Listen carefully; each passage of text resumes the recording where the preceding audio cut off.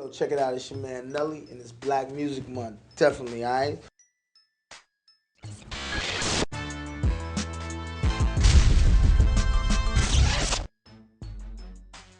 You can't really define it. I don't understand what they would say. You know what I'm saying? Other than emotional, in a way, because how can you define it? Because we've created almost every form of music that's on this planet. You know what I'm saying? We created rock and roll. We created pop music. We created R&B music.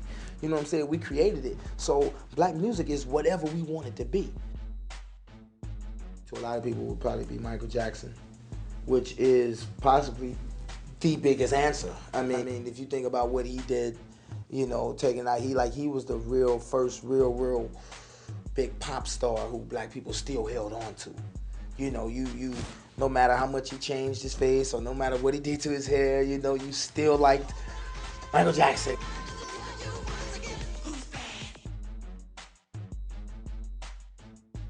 We as hip hop, we stopped being evolutionary with our music. We stopped it because you got some of these people just want hip hop just to be this. You know, for so long, we fought so long for hip hop to be recognized as a musical culture by other musics. We boycotted the Grammys. Why? Because they wouldn't show our shit on the Grammys. They wouldn't air our category. Now, when a rapper goes off and he does a song with a country guy, oh, he's selling out. What? This is what you fought for. You fought to be recognized as a music so that this shit can happen. Where's our hip hop version of the Gap Band? Where's our hip hop version of Earth, Wind and Fire? Where is the SOS Band? Where is Cameo? Where is Tony? Where's our bands, people? We gotta tell people like, yo, it's cool if you wanna go make a song with Elton John. That's cool. That's hip hop. What would we be without Walk This Way?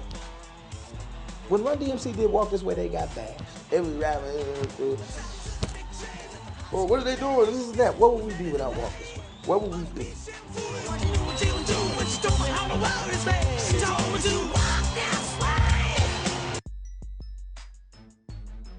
I just think I see a lot of things differently now. Obviously, as opposed to when I first started, I see how the game has definitely changed. When I came out, you know, the internet wasn't even a thought as far as being what it is to music right now. You know, they were talking about it, and the record companies told them to, you know, basically go on. You know what I'm saying? There's no way. People are not gonna stop going to stores and stop trying to buy records, and well, they wrong. I don't think fans are really buying into artists anymore.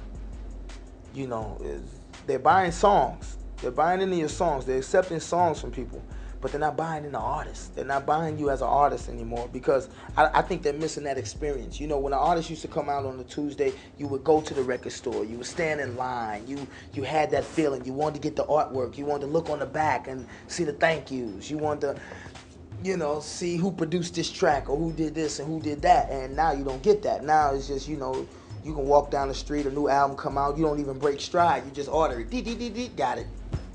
You know, and that's like, damn. You know, so it's different. It's that much tougher to be a legitimate artist these days. You know, you have to put that much effort. You have to show people that you got more than 1 or 2, even 3 songs on an album. You know, you got to come with an album. Whether you like me or you don't like me, I still think what we, being the St. Lunatics, did is one of the most underrated things as far as the contributing to music, period, hands down. You know what I'm saying? When we came out, fam, it was the energy for us. You know, and I'm not saying that because it was other groups that had energies. I mean, you look at the Lost Boys, they had a lot of energy in what they did. Wu-Tang had a lot of energy in what they did. But we took it from another level of representing where you from as a whole.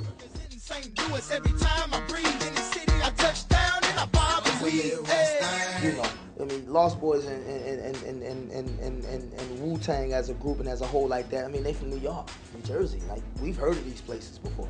You know what I'm saying? You've heard of these places before, but standing up, like, bam, where you are, and also just bringing that colorful vibe. Like when we broke in, it was all about the colors. You know, the double headbands, the do-rag on the headband. Like we did this shit on purpose. You know what I'm saying? Like the headband over the hat.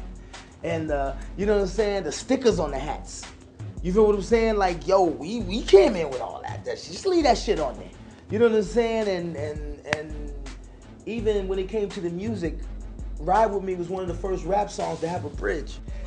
Sitting next to Vanna White, come on. If you wanna go and take a ride with me, we three women in the four with the doses. One of the first rappers to sing and rap their own hooks. Now, that's not excluding Bone Thugs. Obviously, they did it. You know, they did it, but we did it on a level where people understood us more. That you could, you know what I'm saying? Like when Bone them did it, which is one of my all-time favorite groups. I think they did it on a level of it was more of a. You might have to rewind that 3 or 4 times. You know what I'm saying? Just to get the first line. Like, wait a minute. I'm waking up early in the morning, get the fun, get the morning, get the fun. You know what I'm saying? Running through the alley, getting the alley. Up at the second of sundown, no front row. January, on 9th of December, I'm loving the first of the month. I think definitely, like, we don't get the sort of credibility as opposed to, you know, even when you look at the crews dancing, not being afraid to just let it hang out, you know, like, that was our whole angle. We know we started, I ain't gonna say, well, we embodied it because that was our angle. It's like, this is what we're gonna do. This is what we don't see.